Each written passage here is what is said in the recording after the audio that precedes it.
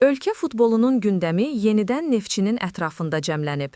İmişliyə 2-3 hesablı məğlubiyyətdən sonra komandada baş verən proseslər tənqidlərin hədəfinə çevrildi və nəticədə Samir Abbasovla yollar ayrıldı. İndi isə bütün diqqətlər klubun yeni baş məşqçi seçiminə yönəlib. Klubun mətbuat katibi Rüstəm Əfsərli açıqlamasında bildirdi ki, hazırda bir neçə mütəxəssislə danışıqlar aparılır və yaxın günlərdə onlardan biri ilə rəsmi razılıq əldə olunacaq. Bu məlumatdan sonra mətbuatda müxtəlif adlar tirajlanmağa başladı. Xüsusilə Viktor Qonçarenko və Abdulla Avcının adları gündəmə gəldi.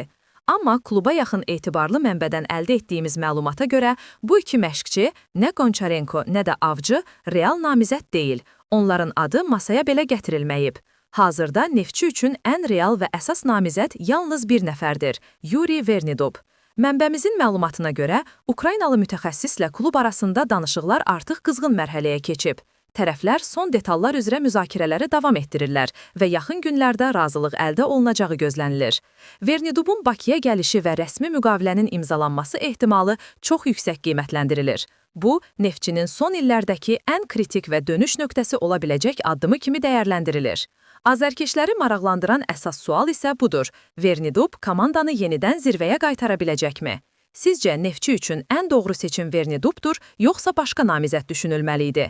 Futbolun ən son xəbərlərini ilk siz eşitmək istəyirsinizsə, kanala abunə olun, videonu bəyənin və rəy bölməsində fikirlərinizi